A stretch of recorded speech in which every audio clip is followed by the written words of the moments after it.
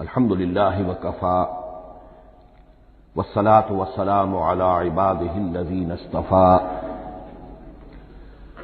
خصوصا على أفضلهم وخاتم النبيين محمد الأمين وعلى آله وصحبه أجمعين. أما بعد فقد قال الله تبارك وتعالى كما ورد في سورة الزخرف: أعوذ بالله من الشيطان الرجيم بسم الله الرحمن الرحيم حاميم والكتاب المبين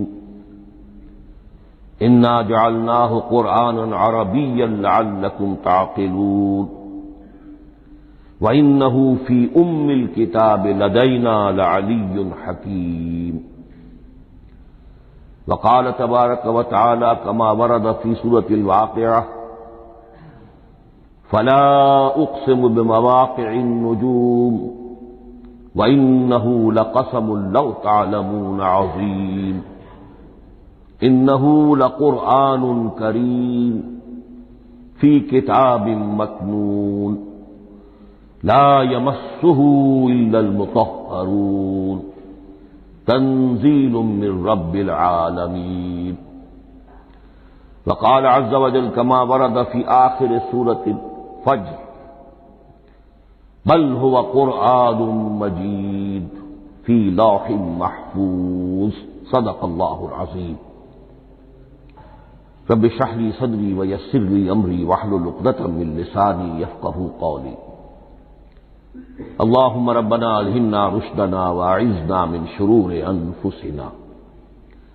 اللهم أرنا الحق حقا وارزقنا اتباعه وأرنا الباطل باطلا وارزقنا اجتنابه. اللهم ارحمنا بالقرآن العظيم واجعله لنا إماما ونورا وهدى ورحمة. اللهم ذكرنا منه ما نسينا وعلمنا منه ما جهلنا وارزقنا تلاوته آناء الليل وآناء النهار واجعله لنا حجة يا رب العالمین آمین. آج شعبان معظم کی 28ویں شب ہے اور ہم ماہ رمضان مبارک کے دوران نماز تراویح کے ساتھ دورہ ترجمہ قرآن کی تمہید کے طور پر آج اور کل تعارف قرآن کے ضمن میں بعض چیزوں پر غور کریں گے تاکہ اثناء دورہ ترجمہ قرآن یہ چیزیں آپ کے ذہن میں ایک پس منظر کے طور پر موجود رہیں. رمضان مبارک میں نماز تراویح کے ساتھ دورہ ترجمہ قرآن کا جو سلسلہ ہم نے شروع کیا اب اسے 15 برس سے زائد ہو چکے ہیں. الحمدللہ کہ اس کا چرچا اب وسیع و عریض پیمانے پر ہو چکا ہے، نہ صرف اندرون ملک بیرون ملک بھی. اس دوران میں خود میں نے جہاں تک مجھے یاد پڑتا ہے کم سے کم 6 مرتبہ دورہ ترجمہ قرآن کی تکمیل کی سعادت حاصل کی ہے. 2 مرتبہ اس سے قبل کراچی میں، 3 مرتبہ لاہور میں، 1 مرتبہ ملتان میں، 1 مرتبہ ابوظہبی میں. اور اس سال جو میں اپنی اب ضعیفی اور اپنے علالت کے باوجود یہ ہمت کر رہا ہوں اس کا ایک خاص سبب ہے، اور وہ یہ کہ اللہ کے فضل و کرم سے بعض صورتیں ایسی پیدا ہوئیں کہ کیبل ٹی وی پر میرے ان دروس قرآن یا دورہ ترجمہ قرآن کے کیسٹ دکھائے گئے بھارت میں، اور وہیں سے یہ درخواست بھی موصول ہوئی کہ ہم چاہتے ہیں کہ اسے سیٹلائٹ پر ٹیلی کاسٹ کرائیں، لیکن اس کے لیے اس کی جو ریکارڈنگ ہے اس کا معیار بہتر ہونا چاہیے. تو اس ضرورت کو پورا کرنے کے لیے میں یہ ہمت کر رہا ہوں. اگرچہ اب جو بھی عمر کی سطح ہے ومن نعمرہ ننکسہ فی الخلق، میری یادداشت بھی اتنی شارپ نہیں رہی ہے جتنے پہلی تھی.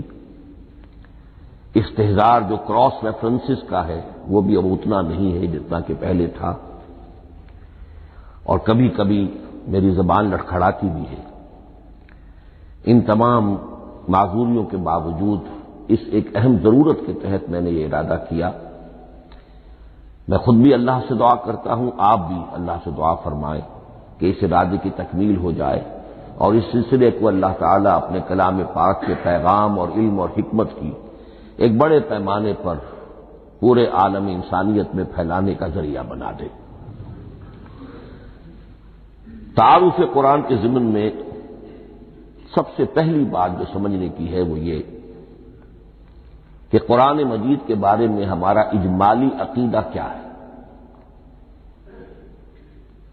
یہ 3 جملوں پر مشتمل ہو سکتا ہے۔ ہمارے نزدیک قرآن اللہ کا کلام ہے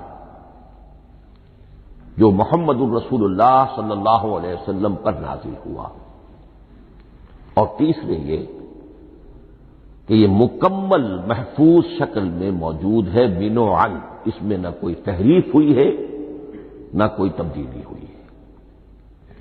یہ کم سے کم 3 اجزاء ہیں ہمارے عقیدے کے قرآن مجید کے بارے میں۔ لیکن اب اس کی کچھ علمی توضیحات۔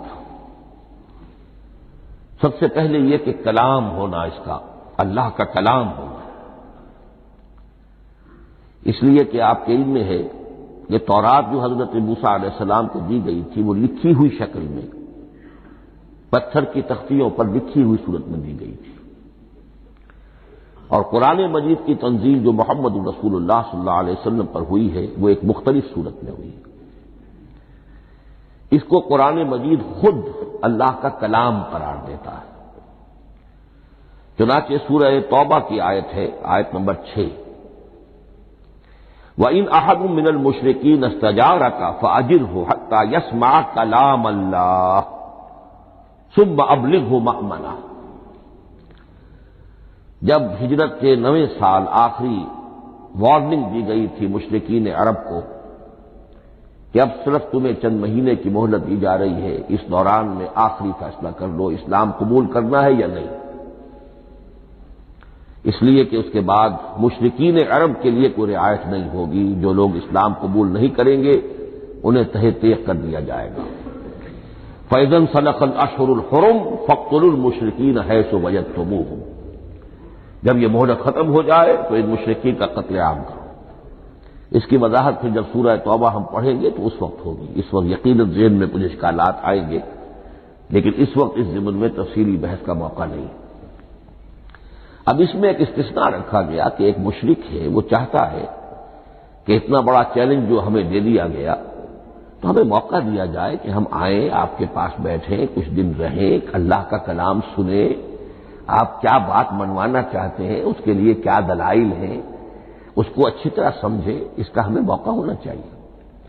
اس کے لیے یہ آیت نازل ہوئی کہ وَإِنْ أَحَدٌ مِّنَ الْمُشْرِكِينَ اسْتَجَارَكَ، اے نبی اگر ان مشرکین میں سے کوئی شخص آپ سے پناہ طلب کرے فَأَجِرْهُ، اسے پناہ دیجیے، حَتَّى يَسْمَعَ كَلَامَ اللَّهِ، یہاں تک کہ وہ اللہ کا کلام سن لے، ثُمَّ أَبْلِغْهُ مَأْمَنًا، پھر یہ بھی نہیں کہ اسی وقت اسے کہا جائے کہ تم مانتے ہو یا نہیں مانتے، نہیں، پھر اسے اس کے امن کے مقام پر پہنچا دو۔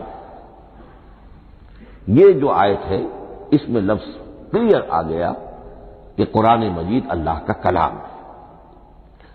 لیکن اب اسی تل کے اوٹ میں پہاڑ والا مسئلہ ہے، ٹپ آف آئس برگ، اس کے نیچے وہ کتنا بڑا پودا ہوتا ہے۔ کلام جو ہے اللہ تعالیٰ کی صفت ہے، اور یہ بڑا مسئلہ گہرا ہے، اور علم کلام کا ایک بڑا پیچیدہ مسئلہ ہے کہ ذات باری تعالیٰ اور اس کی صفات کے مابین کیا ربط و تعلق ہے۔ آیا صفات ذات کا جز ہیں، جزو لا ینفک ہے، حصہ ہے، یا کچھ زائد بر ذات، جس کو علامہ اقبال نے ایک جگہ کہا ہے صفات ذات حق، حق سے جدا یا عین ذات۔ یہ ہمارے علم کلام کا ایک بڑا پیچیدہ مسئلہ ہے، لیکن یہ کہ اس میں متکلمین کا جو تقریباً اجماعی فیصلہ ہے وہ 2 لفظوں میں آتا، لا عین ولا غیر، اللہ کی صفات نہ تو اس کی ذات کا عین ہے نہ اس کی ذات سے غیر ہے، بہت پیچیدہ شکل ہے، اور یہ بھی اس وقت کا میرا موضوع نہیں ہے، میں صرف کسی اور موضوع کے لیے صرف حوالے دے رہا ہوں۔ بہرحال قرآن مجید کا جو تعلق ہے ذات باری تعالی کے ساتھ، وہ اس مسئلے سے بخوبی واضح ہو جاتا ہے کہ چونکہ یہ اللہ تعالیٰ کی صفت ہے، اور صفت کو ہم یہ نہیں کہہ سکتے کہ وہ ذات باری تعالیٰ سے جدا ہے، یہ بھی نہیں کہہ سکتے کہ اس کی ذات کا جزو لا ينفک ہے۔ کچھ اسی طرح کا تعلق ہے قرآن مجید کا ذات باری تعالیٰ کے ساتھ، لیکن یہ مسئلہ قرآن مجید میں خود بیان ہوا، اور سورہ حشر کی آیت میں تو یہ فرمایا گیا، اللہ تعالیٰ نے اپنے اس کلام کی عظمت کو یوں بیان کیا، وہ عظمت کما ہیا، جیسے کہ وہ فی الواقع ہے، اور جس کا کہ گویا کہ پورا ادراک ہمارے لیے اپنی بہت سی محدودیتوں کی وجہ سے ممکن نہیں ہے، لیکن ایک تمثیل کے پیرائے میں سمجھایا، لو انزلنا ھذا القرآن علی جبل لرأیتہ خاشعا متصدعا من خشیۃ اللہ وتلک الامثال نضربها للناس لعلهم یتفکرون۔ اگر ہم نے اس قرآن کو کسی پہاڑ پر اتار دیا ہوتا تو تم دیکھتے کہ وہ دب جاتا اور پھٹ جاتا اللہ کے خوف سے۔ اور یہ مثالیں ہیں جو ہم لوگوں کے لیے بیان کرتے ہیں تاکہ وہ غور کریں، تدبر کریں، سمجھیں۔ ما لا یدرک کلہ لا یترک کلہ، اگرچہ بتمام و کمال عظمت قرآن کا فہم ان کے لیے ممکن نہیں ہے، لیکن کسی درجے میں تو کچھ انعکاس اس کا ہو جائے، کچھ اندازہ ہو جائے، انسان اپنی ذہنی سطح کے اعتبار سے، اس کی مناسبت سے کسی درجے میں عظمت قرآن کا اندازہ کر لے، تو اللہ تعالیٰ کے ان الفاظ کو سامنے رکھے کہ لو انزلنا ھذا القرآن علی جبل لرأیتہ خاشعا متصدعا من خشیۃ اللہ۔ اب اس آیت کو سمجھنے کے لیے سورہ اعراف کی آیت نمبر 143 کو سمجھنا ہوگا، اسی اصول کے تحت کہ القرآن یفسر بعضہ بعضا، قرآن کا ایک حصہ دوسرے حصے کی تشریح کرتا ہے۔ وہاں یہ واقعہ بیان ہوا ہے کہ حضرت موسیٰ علیہ السلام کو جب اللہ تعالیٰ نے کوہ طور پر طلب فرمایا 30 راتوں کے لیے، جس میں بعد میں 10 کا اضافہ کر کے وہ ایک 40 رات کا ایک کورس بنا، دن رات، اس موقع پر جو مخاطبہ الہی، مکالمہ الہی سے مشرف ہوئے حضرت موسیٰ علیہ السلام، تو ان کی آتش شوق بھڑکی اور انہوں نے بڑی جرأت کر کے یہ درخواست کر دی، رب ارنی انظر الیک، پروردگار مجھے اپنا دیدار بھی عطا فرما، مجھے موقع عنایت فرما، میں تجھے دیکھ سکوں۔ یہ ان کی وہ آتش شوق کا مسئلہ ہے، لیکن جواب کیا ملا؟ لن ترانی، تو مجھے ہرگز نہیں دیکھ سکتے، ولکن انظر الی الجبل فإن استقر مکانہ فسوف ترانی۔ لیکن ظاہر بات ہے کہ حضرت موسیٰ علیہ السلام کو بات سمجھانے کے لیے کچھ مشاہدہ بھی کرانا تھا۔ فرمایا تم مجھے نہیں دیکھ سکتے، البتہ اس سامنے کے پہاڑ پر نگاہ جماؤ، ہم اس پر اپنی ایک تجلی ڈالیں گے۔ یہ اگلی الفاظ کے اندر وضاحت ہے، میں یہاں پہلے سے بیان کر رہا ہوں سمجھانے کے لیے۔ اگر وہ پہاڑ ہماری اس تجلی کو، تجلی کسے کہتے ہیں؟ جلا، روشنی، تو اللہ تعالی کی طرف سے کوئی خاص اس کے نور کا جب پرتو ہوتا ہے کسی شے پر تو وہ اس کی تجلی ہے۔ ہم اپنی ایک تجلی اس پہاڑ پر ڈالیں گے، اگر وہ اس کو جھیل جائے، اپنی جگہ کھڑا رہ جائے، تو تم سمجھنا کہ شاید تم بھی ہمیں دیکھ سکو۔ فلما تجلی ربہ للجبل، اب یہاں وہ لفظ آ گیا، جب اللہ نے تجلی اپنی پہاڑ پر ڈالی، جعلہ دکا وخر موسیٰ صعقا، وہ پہاڑ ریزہ ریزہ ہو گیا اور حضرت موسیٰ بے ہوش ہو کر گر گئے۔ اب یہ بے ہوش ہو کر گر جانا، جبکہ وہ تجلی براہ راست بھی نہیں ہے، بالواسطہ ہے۔ مشاہدہ جو کر رہے حضرت موسیٰ وہ بالواسطہ ہے، تجلی پہاڑ پر ہے، لیکن یہ کہ اس کا بھی بالواسطہ اس کا جو ہوا ہے، اس کی جو تاثیر ہوئی حضرت موسیٰ علیہ السلام پر کہ وہ اس کی تاب نہ لا سکے اور بے ہوش ہو کر گر گئے۔ یہاں سے یہ بات سمجھ میں آتی ہے کہ یہ تجلی ذات باری تعالی تھی جس نے کوہ طور کو جلا کر بھسم کر دیا یا ٹکڑے ٹکڑے کر دیا، ریزہ ریزہ کر دیا۔ اب ذات الہی کے ساتھ جو تعلق ہے کلام الہی کا، اور یہ صفت جو لا عین ولا غیر کے درجے میں ہے ذات کے ساتھ، تو وہی تاثیر اس کلام الہی کی بھی ہے۔ لو انزلنا هذا القرآن على جبل لرأيته خاشعا متصدعا من خشية الله وتلك الامثال نضربها للناس لعلهم يتفكرون۔ اس حقیقت کو اس دور میں اپنے مطالعے کی محدودیت کا اعتراف کرتے ہوئے عرض کر رہا ہوں کہ میرے نزدیک جس قدر پرشکوہ انداز میں علامہ اقبال نے بیان کیا ہے اسی کیفیت کو وہ شاید اس کی کوئی مثال نہ مل سکے۔ فاش گویم آنچ در دل مزمرست یہ کتابیں نیست چیزیں دیگرست، میں صاف ہی کہہ دیتا ہوں جو میرے دل میں چھپی ہوئی بات ہے۔ فاش گویم آنچ در دل مزمرست، یہ کتابیں نیست، اس قرآن کو کتاب نہ سمجھنا، یہ کچھ اور شے ہے، چیزیں دیگرست۔ اب وہ چیزیں دیگر کیا ہے؟ وہی جو میں نے عرض کیا، ذات باری تعالی اور کلام کا صفت باری تعالی ہونا، اس کے بنا پر جو مناسبت ہے، جو قرب ہے، جو مشابہت ہے۔ مثل حق پنہاؤ ہم پیداستو زندہ و پائندہ و گویاستو، اس کلام میں اللہ تعالی کی ساری صفات کا انعکاس موجود ہے۔ یہ بات ویسے بھی سمجھ میں آتی ہے، کوئی شخص ذرا گفتگو کرے، چند جملے جب وہ ادا کرے گا اپنی زبان سے تو معلوم ہو جائے گا کہ اس کے فہم کا، اس کی دانش کا، اس کے مطالعے کا حدود اربع کیا ہے اور اس کے ذہن کی سطح کیا، سمجھ میں آ جائے گی بات۔ اس لیے کہ کلام جو ہے وہ متکلم کی پوری شخصیت کی عکاسی کر رہا ہوتا ہے۔ تانت بازی راگ پایا، چند جملے کسی نے کہا، پتہ چل گیا کہ یہ کس سطح کے آدمی ہے، علمی اعتبار سے، معلوماتی اعتبار سے، تہذیبی اعتبار سے، کلچرڈ ہیں یا نہیں ہیں، یہ ساری باتیں چند جملوں میں واضح ہو جائیں گی۔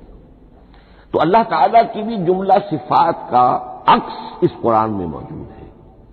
ان میں سے جن چند چیزوں کا ذکر علامہ نے شعر میں کیا، وہ جو سورہ حدید کی آیت ہے، هو الاول والآخر والظاہر والباطن، اللہ الظاہر بھی ہے الباطن بھی ہے، اتنا ظاہر کہ اس سے زیادہ ظاہر کوئی شے نہیں اور اتنا باطن کہ اس سے زیادہ چھپی ہوئی کوئی شے نہیں۔ اسی لیے حضور سے جو منقول ہیں الفاظ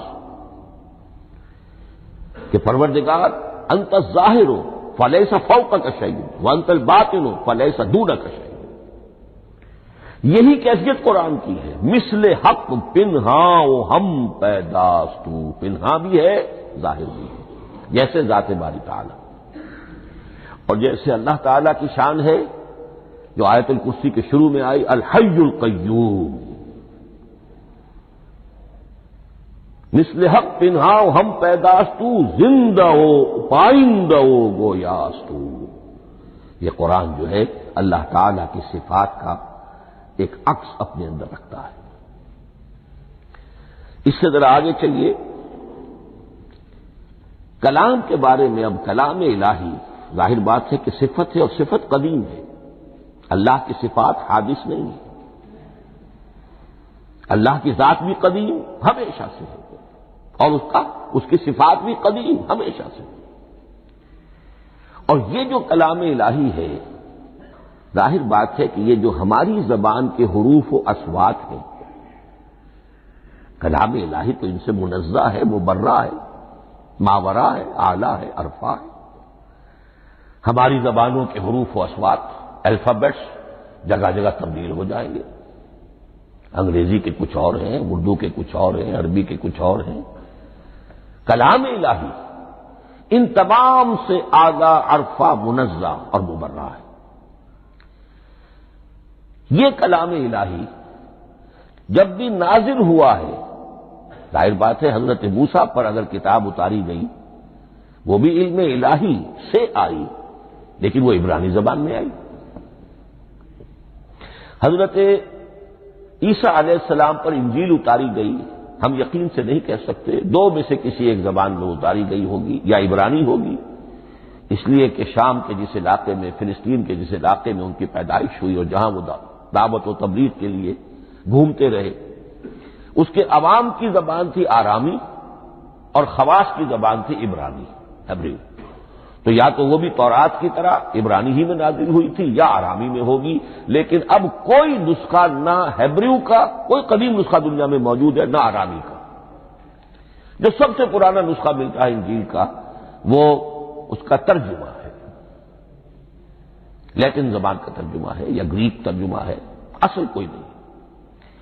بہرحال جب وہ کلام الہی محمد الرسول اللہ پر نازل ہوا، اب اس نے حروف و اصوات کا وہ جامہ پہنا کہ جو عربی زبان کے ہیں۔ یہی وجہ دیکھیے، میں نے جو آیت سورہ حامیم، یہ جو سلسلہ سور ہے اس میں سے سورہ زخرف کی آیت جو میں نے آپ کو سنائی، حامیم والکتاب المبین انا جعلناہ قرآنا عربیا لعلکم تعقلون، ہم نے بنا دیا ہے اپنے اس کلام کو قرآن عربی، اس کو عربی حروف و اصوات کا جامہ ہم نے پہنا دیا ہے، انا جعلناہ قرآنا عربیا لعلکم تعقلون، کہ چونکہ مخاطب اول جو قوم تھی امیین، ان کی زبان عربی تھی، لعلکم تعقلون، تاکہ تم اس کو سمجھ سکو۔ اب اس سے آگے چلیے، اصل قرآن مجید کے 3 مقامات سے معلوم ہوتا ہے، اصل قرآن اللہ کے پاس ہے۔ یہ قرآن جو ہمارے پاس ہے مصحف عثمان رضی اللہ تعالی عنہ، یہ اس قرآن کی مصدقہ نقل ہے۔ اصل قرآن کہاں ہے؟ ایک جگہ فرمایا بل ہوا قرآن مجید فی لوح محفوظ، لوح محفوظ میں ہے اصل قرآن وہاں ہے۔ اسی طریقے سے اسی سورہ زخرف کی اگلی آیت کیا ہے؟ ہم نے اسے عربی قرآن بنا کر اتارا، لیکن اصل قرآن کیا ہے؟ وَإِنَّهُ فِي أُمِّ الْكِتَابِ لَدَيْنَا لَعَلِيٌّ حَكِيمٌ، حقیقت میں تو یہ ام الکتاب میں ہے جو ہمارے پاس ہے، اور علی ہے بہت بلند، حکیم بڑی حکمت والا، یا محکم مضبوط، حکیم کے دونوں معنی ہیں۔ استحکام بھی اسی ہے کاف اور میم کے مادے سے بنا ہے، کسی شے کا پختہ ہو جانا، مضبوط ہو جانا، اور عقل کی پختگی وہ حکمت ہے، وہ دانائی ہے۔ اس اعتبار سے نوٹ کیجئے، اصل قرآن کہاں ہے؟ لوح محفوظ میں۔ اصل قرآن کہاں ہے؟ ام الکتاب میں۔ اسی کو کہا گیا ہے ایک اور مقام پر، فی صحف مکرمۃ مرفوعۃ مطہرۃ بأیدی سفرۃ کرام بررہ۔ یہ قرآن، اصل قرآن تو بڑے صحیفوں میں، ان صحیفوں میں ہے، ان صفحات میں ہے، ان اوراق میں ہے، جس کی شان کیا ہے؟ مکرمۃ، ان کی انتہائی تعظیم کی جاتی ہے، مطہرۃ، نہایت پاک صحیفے، فی صحف مکرمۃ مرفوعۃ، بلند و بالا، مطہرۃ بِأَیْدِی سَفَرَةٍ کِرَامٍ بَرَرَةٍ، ان فرشتوں کے ہاتھ میں جو بہت باعزت، بہت اونچے درجے کے، ان کے ہاتھوں میں ہے۔ وہ لوگ ہیں کہ جن کی تحویل میں ہے یہ کلام پاک، فی صحف مکرمۃ مرفوعۃ مطہرۃ بِأَیْدِی سَفَرَةٍ کِرَامٍ بَرَرَةٍ۔ اب اسی کو بیان کیا ہے سورہ واقعہ میں، فلا اقسم بمواقع النجوم، تو نہیں، میں قسم کھاتا ہوں ستاروں کے ڈوبنے کی جگہ کی۔ وَإِنَّهُ لَوْ تَعْلَمُونَ لَقَسَمٌ عَظِيمٌ، وَإِنَّهُ لَقَسَمٌ لَوْ تَعْلَمُونَ عَظِيمٌ، اور اگر تم جان سکتے تو یہ بہت بڑی قسم ہے جو ہم نے کھائی ہے، بہت بڑی گواہی ہے جو ہم نے پیش کی ہے۔ اب تدریجاً اس کا انکشاف ہو رہا ہے.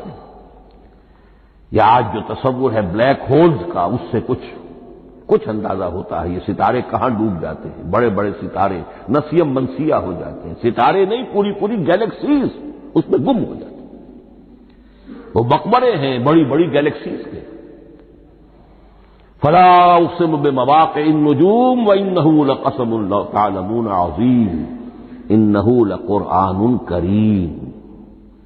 یہ قرآن ہے بہت باعزت، فی کتاب مکنون، اور یہ اس کتاب میں جو چھپی ہوئی ہے.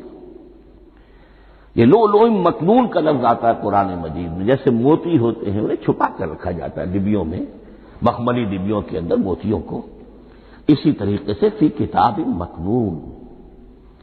لا یمسہ الا المطہرون، وہ صحیفے بھی بہت مطہرہ تھے اور ان کو چھو نہیں سکتے مگر وہی جو انتہائی پاک ہیں. ملائکہ مقربین، جن کے قریب سے بھی ہو کر معصیت یا گناہ کا کوئی تصور تک نہیں گزر سکتا، وہ ہیں جو اس کو چھوتے ہیں. ان کے ہاتھوں میں ہے، ان کی تحویل میں ہے. یہ ہے وہ چیزیں کہ جس سے اندازہ ہوا کہ اصل قرآن کہاں ہے.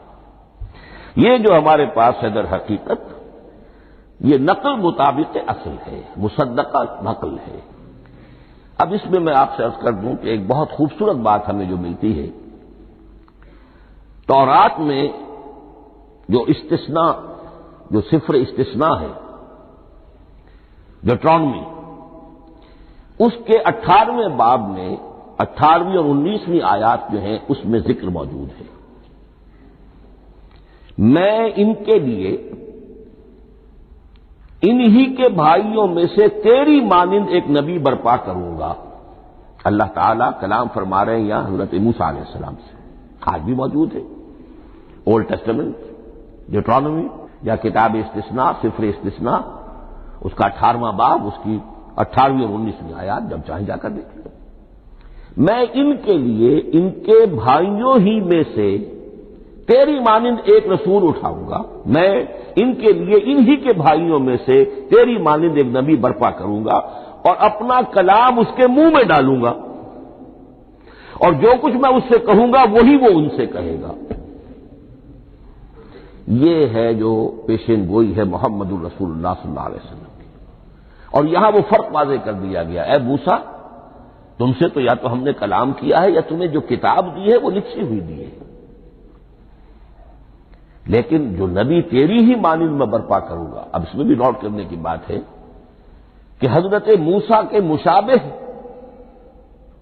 نبی اکرم صلی اللہ علیہ وسلم کے سوا کوئی نبی نہیں. صاحب کتاب وہ بھی تھے، صاحب کتاب محمد بھی ہے. صاحب امت وہ بھی تھے اور صاحب امت محمد رسول اللہ ہے. تیری مانند صاحب شریعت. حضرت عیسیٰ صاحب شریعت نہیں تھے، شریعت موسوی ہی کو نافذ کرنے کے لیے آئے تھے. ان کی حیثیت دین موسوی کے مجدد کی تھی. ویسے نبی تھے، اللہ کے فضل و کرم سے نبی تھے، اس میں کوئی شک نہیں، رسول تھے.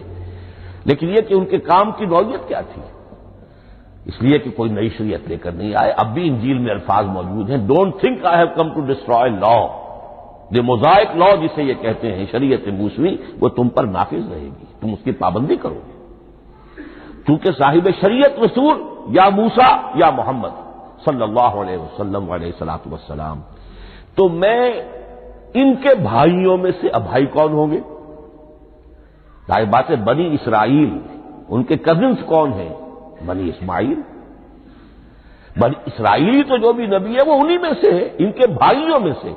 تو بھائی تو ہوگا، ان کا کزن ہوگا. اب وہ کون ہے؟ بنی اسماعیل.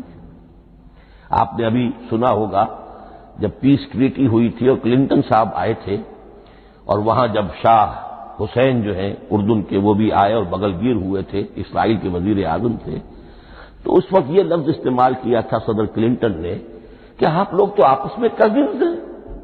کزن استعمال کیا تھا.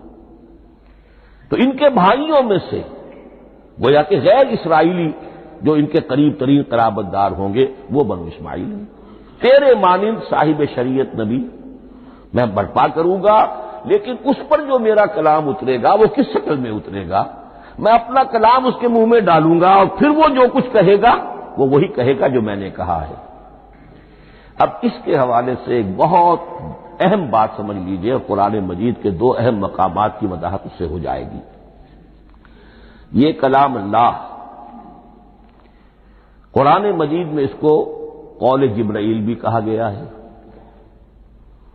کلام اللہ حضرت جبرائیل کے ذریعے سے جب ادا ہوا ہے تو قول جبرائیل ہے، اور پھر جب وہ محمد الرسول اللہ کی زبانی ادا ہوا تو قول رسول ہے، قول محمد ہے صلی اللہ علیہ وسلم۔ یہ قول اللہ بھی ہے، قول جبرائیل بھی ہے، اور قول محمد بھی ہے بیک وقت۔ یہ بات دیکھیے سورہ انفطار میں اذا السماء انفطرت، اس میں یہ جو الفاظ آئے ہیں انہ لقول رسول کریم، سورۃ تکویر اذا الشمس كورت، انہ لقول رسول کریم ذی قوت عند ذی العرش مکین مطاع ثم امین وما صاحبکم بمجنون۔ یہ یہاں پر حضرت جبرائیل کا ذکر ہو رہا ہے۔ وما ہوا بقول شیطان الرجیم، محمد تک اس قرآن کو لانے والا تو وہ بلند پائے کا فرشتہ ہے، یہ کوئی شیطان رجیم نہیں ہے۔ اس لیے کہ مکے والوں نے کہہ دیا تھا ہو سکتا ہے کوئی بدروح آئی ہو محمد پر، اور اس بدروح نے کوئی الٹی سیدھی بات سکھا دی ہو، نہیں۔ انہ لقول رسول کریم، یہاں رسول کریم کون ہے؟ حضرت جبرائیل۔ انہ لقول رسول کریم ذی قوت عند ذی العرش مکین، بڑی قوت والا اور جس کا بڑا اونچا مقام اور مرتبہ ہے عرش والے کے قریب۔ ذی قوت عند ذی العرش مکین مطاع ثم امین، وہ فرشتوں کے مطاع ہیں، فرشتے ان کی اطاعت کرتے ہیں، فرشتوں کے سردار ہیں، اور پھر ساتھ ہی پورے امین ہیں، جبرائیل امین، یہ ہم لفظ استعمال کرتے ہیں۔ اور اس کے بعد آگے جا کے فرمایا وما ہوا بقول شیطان الرجیم، یہ کسی شیطان رجیم کا قول نہیں ہے۔ اب یہاں اس سورہ تکویر میں قرآن کو قول جبرائیل قرار دیا گیا، لیکن سورۃ الحاقہ میں چلیے اس کے آخر میں آتا ہے انہ لقول رسول کریم وما ہوا بقول شاعر قلیلا ما تؤمنون ولا بقول کاہن قلیلا ما تذکرون تنزیل من رب العالمین۔ یہاں اب رسول کریم سے مراد محمد الرسول اللہ صلی اللہ علیہ وسلم، یہ کسی شاعر کا قول نہیں ہے، کسی کاہن کا قول نہیں ہے، یعنی جس کے زبانی یہ قرآن لوگوں کے سامنے آ رہا ہے۔ جبرائیل کا قول ہو کر تو محمد پر نازل ہوا صلی اللہ علیہ وسلم، لیکن اب لوگوں کے سامنے وہ قول محمد بن کر آ رہا ہے۔ انہ لقول رسول کریم وما ہوا بقول شاعر قلیلا ما تؤمنون ولا بقول کاہن قلیلا ما تذکرون تنزیل من رب العالمین۔ تو قرآن مجید کلام اللہ ہے، پھر وہ قول جبرائیل بنا جب جبرائیل نے آ کر محمد کو سنایا، اور پھر وہ قول محمد بنا جب محمد کی زبان مبارک سے لوگوں نے اسے سنا، اہل عرب نے سنا، اور پھر وہ بات پھیلتی چلی گئی۔ اب آخری بحث اس موضوع پر جو ہے وہ یہ ہے، کلام الہی کی 3 صورتیں ہیں جو قرآن مجید میں سورہ شورى کی آیت نمبر 51 میں بیان ہوئی ہے۔ وما كان لبشر ان يكلمه اللہ، کسی بشر، کسی انسان کی یہ حیثیت نہیں ہے، مقام نہیں ہے کہ اللہ اس سے کلام کرے۔ یہ نہیں کہا کہ اللہ کے لیے ممکن نہیں ہے، نہیں، اللہ کے لیے تو ہر شے ممکن ہے، لیکن کسی بشر کا یہ مقام نہیں ہے کہ اللہ اس سے کلام کرے۔ مخلوق ہے، بشر ہے۔ ما كان لبشر ان يكلمه اللہ الا اب 3 شکلیں آئیں، الا وحیا او من وراء حجاب او يرسل رسولا فيوحي باذنه ما يشاء انه علی حکیم۔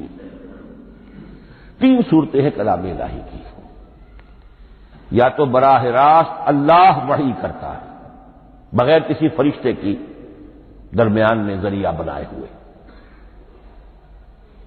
اسی کا نام الہام ہے، اسی کا نام تحدیث ہے۔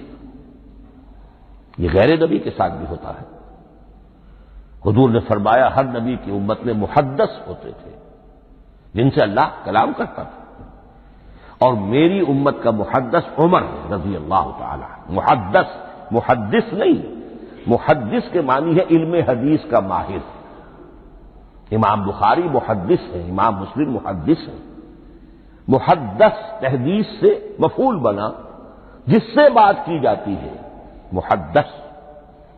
اللہ بات کرتا ہے، اللہ دل میں ڈال دیتا ہے، القاء ہو جاتا ہے، الہام ہو جاتا ہے، کوئی فرشتہ درمیان میں نہیں، براہ راست۔ دوسری شکل کلام کی کیا ہے؟ او من ورائے حجاب، یہ ہمارے علم کی حد تک صرف حضرت موسیٰ علیہ السلام کی شان ہے، استثنائی شان ہے۔ وَكَلَّمَ اللَّهُ مُوسَىٰ تَكْلِيمًا، اور موسیٰ کے ساتھ تو اللہ نے کلام فرمایا جیسے کہ کلام کیا جاتا ہے۔ فرق کیا تھا؟ من ورائے حجاب، پردہ تھا، دیکھ نہیں سکتے تھے، تبھی تو ان کی وہ آتشی شوق بھڑکی تھی۔ کیا قیامت ہے کہ چلمن سے لگے بیٹھے ہیں، ساتھ چھٹتے بھی نہیں، سامنے آتے بھی نہیں، کلام بھی فرما رہے ہیں، لیکن یہ کہ بات مجھے دیدار عطا کرنے کے لیے تیار نہیں، رب ارنی انظر الیک۔ لیکن یہ جو کلام ہے ہمارے علم کی حد تک براہ راست اس دنیا میں حضور سے ہوا ہے معراج کی شب، لیکن وہ 7ویں آسمان پر ہوا۔ اس دنیا میں ہمارے علم کی حد تک یہ کلام براہ راست من ورائے حجاب صرف حضرت موسیٰ علیہ السلام کی استثنائی شان ہے۔ اور تیسرا ہے او یرسل رسولا فیوحی باذنہ ما یشاء، یا تیسری صورت یہ کہ اللہ کسی پیغامبر کو بھیجتا ہے جو وحی کرتا ہے جو اللہ چاہتا ہے۔ یہ تیسری شکل ہے وحی کی۔ قرآن مجید اس تیسری شکل میں نازل ہوا ہے محمد الرسول اللہ صلی اللہ علیہ وسلم۔ حضور کو جو الہام ہو جاتے تھے، جو حضور کو القاء ہو جاتا تھا، جو آپ کے دل میں براہ راست اللہ کی طرف سے وحی آتی تھی، وہ قرآن میں شامل نہیں ہے۔ اگرچہ حضور کے خواب بھی سچے تھے، وہ بھی اللہ کی طرف سے ہوتے تھے، شیطان کی آمیزش نہیں ہو سکتی تھی، لیکن یہ بھی قرآن میں شامل نہیں ہے۔ قرآن میں شامل ہے تیسری قسم کی وحی، او یرسل رسولا، پھر ہم بھیجتے ہیں ایک پیغامبر کو فرشتوں میں سے۔ اللہ یصطفی من الملائکۃ رسلا ومن الناس، اللہ چن لیتا ہے فرشتوں میں سے بھی اپنا پیغامبر اور انسانوں میں سے بھی۔ تو فرشتے کے ذریعے سے ایک فرشتہ جو اللہ سے لیتا ہے اور انسان رسول انسان تک پہنچا دیتا ہے۔ اب وہ رسول انسان، رسول بشر جو ہے وہ اپنے ہم نوع، ہم جنس لوگوں کو پہنچاتا ہے۔ تو اللہ یصطفی من الملائکۃ رسلا ومن الناس، یہاں وہی بات فرمائی او یرسل رسولا فیوحی باذنہ ما یشاء، پھر وہ وحی کرتا ہے اللہ کے حکم سے جو اللہ چاہتا ہے۔ یہ کلام الہی کی یہ تیسری شکل ہے جو محمد الرسول اللہ صلی اللہ علیہ وسلم پر نازل ہوا، اور وہ ہے قرآن حکیم۔ اب ایک اور بحث جو علمی ہے وہ یہ ہے کہ حضور پر جو اس کا نزول ہوا اس کی کیفیات کیا تھی۔ دو الفاظ استعمال ہوتے ہیں، انزال بھی اور تنزیل بھی۔ ان دونوں میں فرق کیا ہے اس کو نوٹ کر لینا چاہیے۔ لغوی اعتبار سے جان لینا چاہیے، نزل ینزل کسی کا خود اترنا، نازل ہونا، اترنا۔ انزل ینزل دفعتن اتار دینا، کسی اور نے کسی شے کو دفعتن نیچے اتار دیا۔ یہی مفہوم نزلہ کے ساتھ بے لگ جائے تو آ جاتا ہے، با کے ساتھ نزلہ بہی، یہ اتارنے کے مفہوم میں آئے گا۔ لفظی ترجمہ یہ بھی کر سکتے وہ اترا اس شے کے ساتھ، نزلہ بہ الروح الامین، اس کو لے کر نازل ہوا خود روح الامین فرشتہ علی قلبک کا، اے محمد صلی اللہ علیہ وسلم آپ کے قلب مبارک پر۔ تو نزلہ بے اور انزال اس کے معنی ایک ہی ہے، لیکن اگلا لفظ ہے تنزیل، نزل ینزل تنزیلا، اس کے معنی ہے رفتہ رفتہ، تدریجاً، نجمن نجمن، تھوڑا تھوڑا کر کے، وقفے وقفے سے اتارنا۔ جیسے عربی میں اعلام کہیں گے کسی کو کچھ بتا دینا، باخبر کر دینا، مطلع کر دینا، بھائی مطلع کر دیا میں نے، اب تم جانو تمہارا کام کرو، یہ اعلام کہلائے گا۔ تعلیم کسے کہتے ہیں؟ سکھانا درجہ بدرجہ، دیکھنا اس کی استعداد کیا ہے، آج یہ کیا بات سمجھ سکتا ہے، میں اتنے ہی درجے تک سمجھاؤں، اب کل میں اسے مزید سمجھاؤں گا، پرسوں مزید سمجھاؤں گا۔ یہ درجہ بدرجہ کسی شے کو سمجھانا یہ تعلیم ہے۔ تو انزل ینزل انزالا، یہ ہے اتار دینا دفعتاً، اور نزل ینزل تنزیلا، یہ ہے تدریجاً اتارنا۔ اب قرآن مجید کے لیے یہ دونوں الفاظ مستعمل ہیں، لیلۃ القدر اور لیلۃ المبارکہ۔ اب یہ دو بھی نوٹ کر لیجئے، قرآن مجید میں چونکہ اہم مضامین کم سے کم دو جگہ پر ضرور آتے ہیں۔ انا انزلناہ فی لیلۃ القدر، یہاں انزلنا ہے، نزلنا نہیں ہے، انزلنا ہے، ہم نے اتارا اس کو لیلۃ القدر میں۔ اور باقی صورت تو آپ کو یاد ہوگی، وما ادراک ما لیلۃ القدر، لیلۃ القدر خیر من الف شہر، تنزل الملائکۃ والروح فیہا باذن ربہم من کل امر، سلام ہی حتی مطلع الفجر۔ لیکن یہ اہم مضمون قرآن مجید میں دوسری جگہ بھی ہے، سورہ دخان کے شروع میں فرمایا حامیم والکتاب المبین انا انزلناہ فی لیلۃ مبارکۃ انا کنا منذرین فیہا یفرق کل امر حکیم امرا من عندنا انا کنا مرسلین رحمتا من ربک انہ هو السمیع العلیم۔ یہ لیلۃ المبارکہ ہے، ایک ہی ہے، لیلۃ القدر اور لیلۃ المبارکہ، ان دونوں کے لیے وہی انزلنا کا لفظ آیا۔ لیکن یہ کہ سابقہ کتابوں کے اعتبار سے قرآن مجید کا فرق واضح کیا گیا ہے، مثلا سورہ نساء کی آیت نمبر 136 بہت نمایاں ہے، بہت نمایاں ہے۔ وہاں فرمایا گیا یا ایھا الذین آمنوا آمنوا باللہ ورسولہ والکتاب الذی نزل علی رسولہ والکتاب الذی انزل من قبل، اے ایمان کے دعوے دارو حقیقتاً ایمان لاؤ، ایسے ایمان لاؤ جیسے ایمان لانے کا حق ہے، اللہ پر بھی اور اس کے رسول پر بھی، اور اس کتاب پر بھی جو اللہ نے اپنے رسول پر نازل فرمائی، اور اس کتاب پر بھی جو اللہ نے پہلے نازل فرمائی۔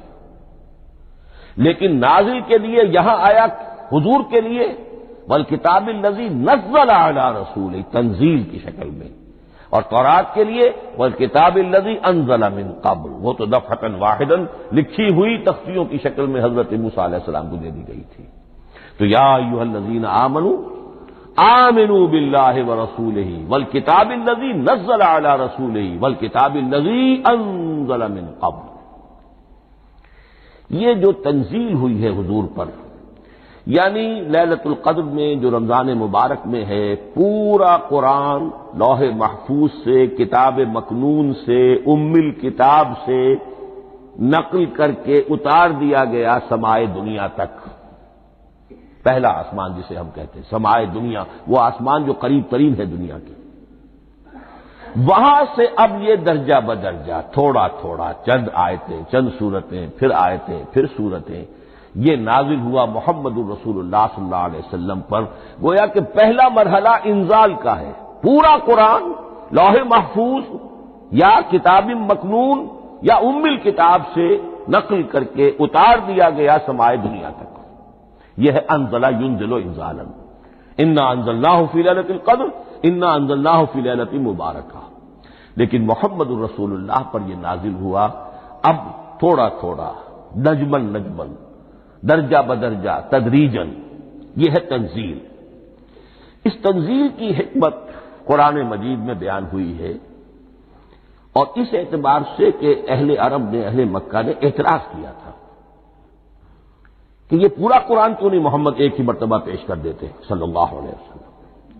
اس میں جو چیز مضمر تھی وہ یہ تھی کہ چونکہ یہ حقیقت میں اللہ کا کلام نہیں ہے، یہ محمد کا اپنا کلام ہے، تو کوئی شاعر دنیا میں ایسا نہیں ہے جو ایک دم اپنا پورا دیوان دے دے، وہ تو ساری عمر میں تھوڑا تھوڑا، آج غزل کہی، کل قصیدہ کہا، پرسوں کچھ اور کہا، پھر وہ جمع ہوتا ہے تو وہ دیوان بنتا ہے۔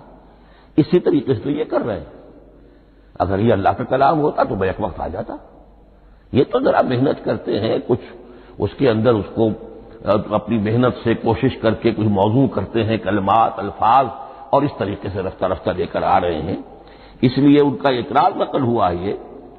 وقال الذین کفروا لولا نزل علیہ القرآن جملۃ واحدۃ، انہوں نے کیوں نہیں اترا یہ قرآن پورا کا پورا ایک ہی بار؟ یہ اعتراض تھا۔ اس اعتراض کے جو جوابات دیے گئے ہیں وہ نوٹ کیجیے کہ لوگوں کے حق میں یہ مفید ہے، یہ پورے قرآن کا تحمل ایک وقت میں کر نہیں سکتے۔ یہ پورا قرآن تو ایک ہی مرتبہ اگر پہاڑ پر بھی اتار دیا جاتا تو وہ پھٹ جاتا، دب جاتا۔ وَقُرْآنًا فَرَقْنَاهُ لِتَقْرَأَهُ عَلَى النَّاسِ عَلَى مُكْثٍ وَنَزَّلْنَاهُ تَنزِيلًا، سورہ بنی اسرائیل آیت 106۔ یہ وہ قرآن ہے ہم نے جس کو ٹکڑے ٹکڑے کر کے فرق نہ ہو، فرق توڑ دینا، تھوڑا تھوڑا کر کے ہم نے کر دیا، لِتَقْرَأَهُ عَلَى النَّاسِ عَلَى مُكْثٍ، تاکہ آپ اسے پڑھ کر سنائے لوگوں کو وقفے وقفے سے، تاکہ وہ سہار سکیں، سنبھال سکیں، برداشت کر سکیں۔ وَنَزَّلْنَاهُ تَنزِيلًا، اسی وجہ سے ہم نے اسے نازل کیا ہے بطرز تنزیل، بطرز انزال نہیں، بطرز تنزیل۔ وَقُرْآنًا فَرَقْنَاهُ لِتَقْرَأَهُ عَلَى النَّاسِ عَلَى مُكْثٍ وَنَزَّلْنَاهُ تَنزِيلًا۔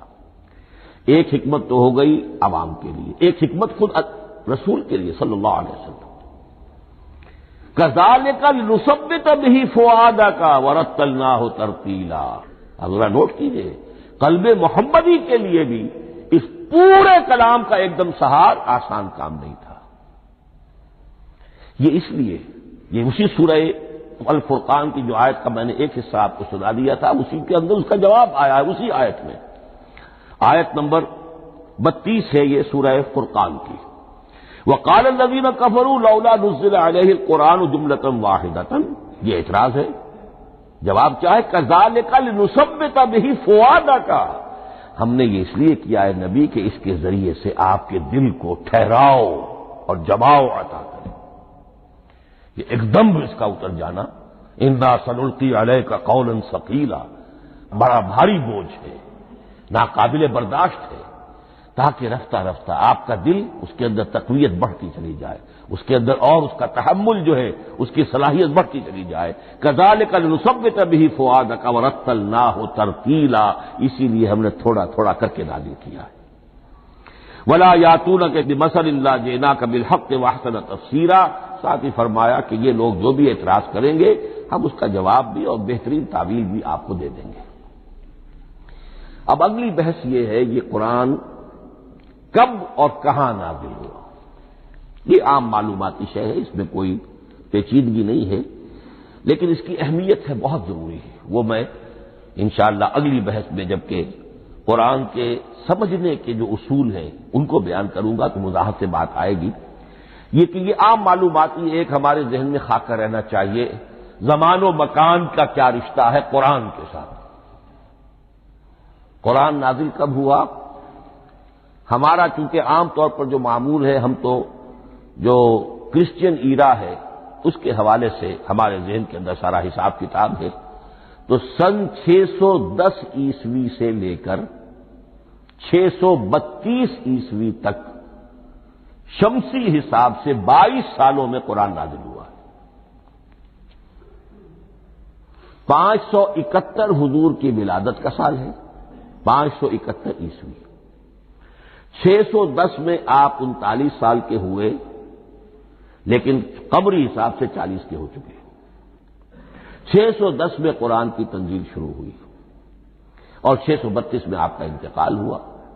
22 برس زمانی اعتبار سے نقشہ ذہن میں رکھیے، اور اسے ہم اگر دوسرے حساب سے کہیں گے تو عام الفیل، وہ جو ابرہہ آیا تھا بیت اللہ کو ڈھانے کے لیے، وہ سال عربوں میں بہت مشہور ہو گیا تھا، اور وہی سال حضور کی ولادت کا ہے، تو عام الفیل ہی میں حضور کی ولادت ہوئی، لہذا 40 عام الفیل میں قرآن مجید کا نزول شروع ہوا، اور 11 ہجری تک یہ 23 برس بنتے ہیں قمری حساب سے۔ ایک رائے یہ بھی ہے کہ قرآن کا نزول 20 برس میں ہوا ہے، اور اس میں وضاحت یہ ہے کہ پہلے 3 سال اللہ تعالی نے ایک فرشتے کو، حضرت اسرافیل علیہ السلام کو مامور کیا تھا حضور کی تعلیم پر۔ دنیاوی اعتبار سے حضور نے کوئی تعلیم حاصل نہیں کی، آپ امی تھے، آپ نے دنیاوی اعتبار سے کسی کے سامنے زانو تلمس طے نہیں کیا، کہیں کوئی تعلیم حاصل نہیں کی، کہیں کوئی تحصیل علم نہیں کی، لیکن اللہ تعالیٰ نے علمہ شدید القوا، اللہ تعالیٰ نے جو کچھ انہیں سکھایا ہے، جو علم انہیں عطا کیا ہے، تو ایک روایت یہ ہے کہ 3 برس تک، اور اس کے بعد پھر قرآن نازل ہونا شروع ہوا تو 20 برس تک قرآن نازل ہوا، لیکن وہ لوگ بھی مانتے ہیں کہ سورہ علق کی آیتیں نازل ہو چکی تھی، پھر 3 برس کا وقفہ ہے۔ سورہ علق کی آیتیں کیا ہے؟ جو پہلی وحی ہے، اقرا بسم ربک الذی خلق خلق الانسان من علق اقرا وربک الاکرم الذی علم بالقلم علم الانسان ما لم یعلم، گویا کہ بسم اللہ ہو رہی ہے محمد رسول اللہ صلی اللہ علیہ وسلم کی تعلیم کی، اور جن گھرانوں میں یہ رواج ابھی تک چل رہا ہو بسم اللہ بچوں کی کراتے ہیں، ایک تقریب کی شکل میں منعقد کرتے ہیں، ہمارے ہاں یہ رواج تھا، اب ہم چھوڑ چکے ہیں، کہ جو تقریب بھی حضور کی اور صحابہ کی زندگیوں سے ثابت نہ ہو، ہمیں کوشش کرنی چاہیے کہ ان تقریبات کا سلسلہ منقطع کریں۔ ما انا علیہ واصحابی، ہماری تقریبات جو ہے وہ بس وہیں تک محدود رہنی چاہیے۔ بہرحال وہ جو ایک چلتی ہے روایت 4 سال 4 مہینے 4 دن کا بچہ یا بچی ہے تو بسم اللہ یہی آیتیں پڑھی جاتی ہیں، پڑھ تو نہیں سکتا، انگلی رکھ کر پڑھانے والا کوئی عالم دین بیٹھ جاتا ہے سامنے، وہ نہا دھو کر بچہ یا بچی بیٹھی ہوئی ہے اور اس کو اقرا بسم ربک الذی خلق خلق الانسان من علق اقرا وربک الاکرم الذی علم بالقلم علم الانسان ما لم یعلم۔ اب اس میں تو سارا پڑھنے پر زور ہے، حصول علم پر زور ہے، کسی تبلیغ کا حکم ہی نہیں، ابھی رسالت کا کوئی تذکرہ کچھ بھی نہیں، اس میں تو قیامت کا بھی کوئی ذکر نہیں۔ اب اس کے بعد روایت یہ ہے کہ 3 برس تک پھر حضرت اسرافیل دن رات حضور کے ساتھ رہے ہیں اور آپ کی تعلیم ہوئی ہے، اور پھر 3 برس کے بعد پھر وحی کا سلسلہ شروع ہوا ہے، واللہ عالم۔ لیکن یہ کہ جب سورہ اقرا نازل ہو چکی ہے اس کی 5 آیتیں، تو وہ 3 برس بھی اس کا وقفہ شمار ہوں گے، زمانہ نزول پھر وہی 23 برس رہے گا۔ اسی کے ساتھ میں نے عرض کیا تھا کہ دوسری بات یہ کہاں نازل ہوا قرآن، ایک لفظ میں تو یہ سمجھ لیجئے یہ حجاز میں نازل ہوا۔ حجاز جزیرہ نمائے عرب کا ایک خاص حصہ ہے، پہاڑی سلسلہ، یوں سمجھ لیجئے، اس کو ذہن میں رکھیے، جزیرہ نمائے عرب جو ہے وہ شمال سے جنوب کی طرف چوڑا ہوتا جاتا ہے، شمال میں شام اور عراق کی طرف جاتا ہے تو وہ تنگ ہے، پھر نیچے چوڑا ہو رہا ہے۔ اس کا جو مغربی ساحل ہے جس پر جدہ کی بندرگاہ بھی ہے، یمبو کی بھی ہے، اس کے کہیں وہ ایک میدان شروع ہوتا ہے ساحل سے، کہیں وہ بہت مختصر ہے، کہیں خاصا چوڑا ہے، اس کو کہتے ہیں تہامہ۔ پھر ایک پہاڑی سلسلہ ہے، اس کو کہتے ہیں حجاز۔ یہ پہاڑی سلسلہ جو ہے اس کے بعد جو ہے وہ نجد کہلاتا ہے، وہ سطح مرتفع ہے، پلیٹو۔ تو یہ 3 حصے ہیں جزیرہ نمائے عرب کے جغرافیائی اعتبار سے، اور حجاز کہتے بھی ہیں پردے کو، حاجزن، پردہ جو 2 چیزوں کے درمیان حائل ہو جائے، تو یوں سمجھیے کہ یہ فلیٹ ہے نجد کا، اور یہ فلیٹ ہے میدان، یہ ہے تہامہ کا، اور درمیان میں یہ پہاڑی سلسلہ کھڑا ہوا ہے، تو یہ گویا کہ ان دونوں کو جدا کر رہا، یہ حجاز ہے۔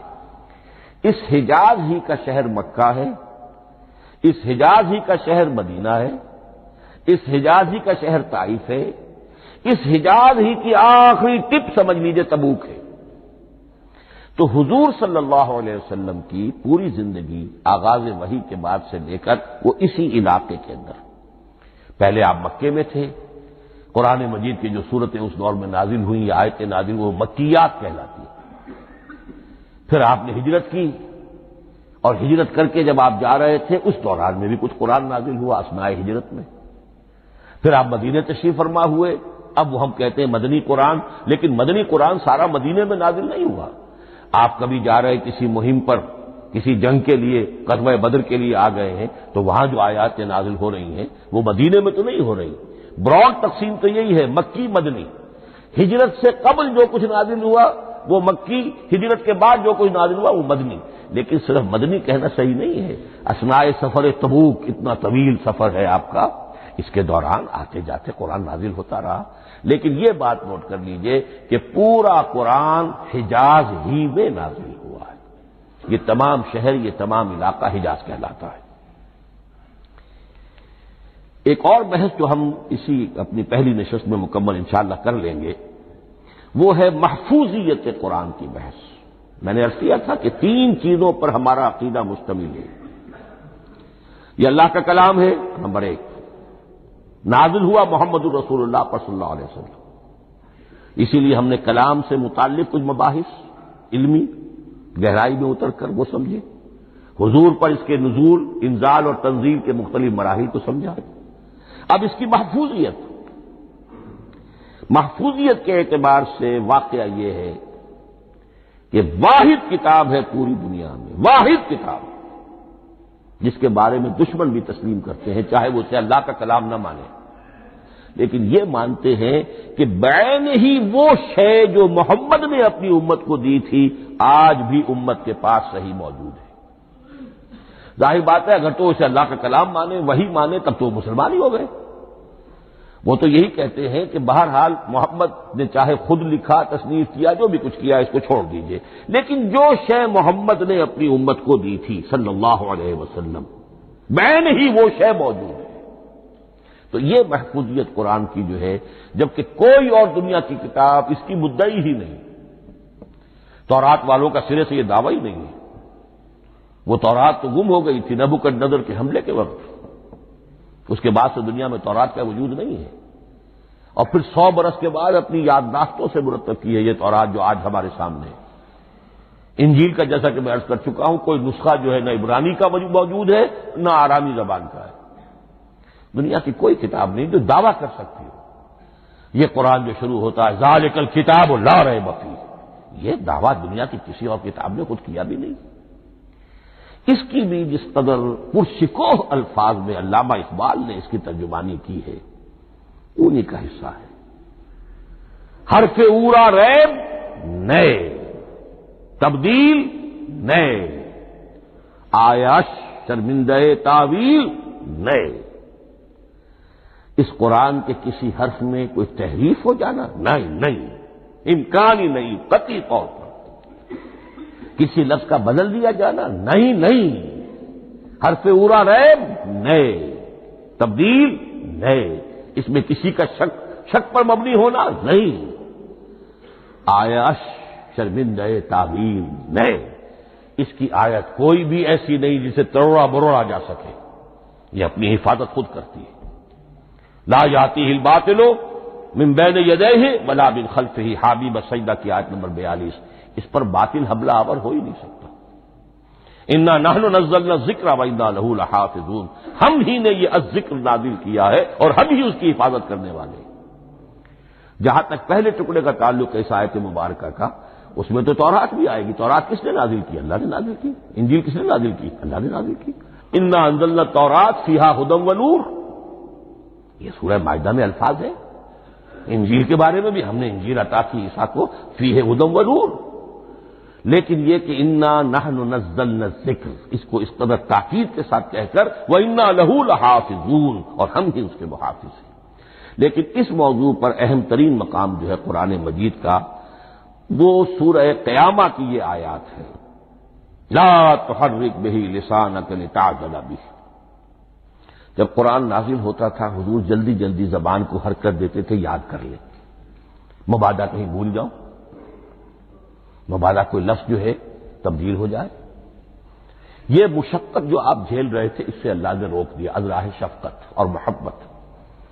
لا تحرک بہ لسانک لتعجل بہ، ان علینا جمعہ وقرآنہ، ہمارے ذمے ہے اس کو جمع کر دینا، آپ کے سینے میں جمع کر دیں گے اس کو۔ اور صرف جمع کرنا نہیں، قرآن ترتیب، قرآن ہوتا ہے پڑھا جاتا ترتیب سے، یعنی ترتیب نزولی، یہ بعد میں ہماری علیحدہ بحث بھی آئے گی کہ ترتیب نزولی اور ہے، ترتیب مصحف اور ہے، یہ ترتیب بھی ہم کروا دیں گے، یہ بھی ہمارے ذمے ہے۔ ان علینا جمعہ وقرآنہ فاذا قرأناہ فاتبع قرآنہ، پھر جب ہم جس ترتیب سے پھر آپ کو پڑھائیں اسی ترتیب کی پیروی کیجیے۔ یہ جو ہے کہ قرآن کا جمع اور تدوین، یہ بھی اللہ تعالیٰ نے اس کی ضمانت لی، اور اس کی ترتیب بھی اللہ تعالیٰ ہی کی ضمانت سے ہے۔ اس اعتبار سے محفوظیت قرآن کے یہ دونوں پہلو ہمارے سامنے رہنے چاہیے۔ بارک اللہ لی ولکم فی القرآن العظیم ونفعنی وإیاکم بالآیات والذکر الحکیم۔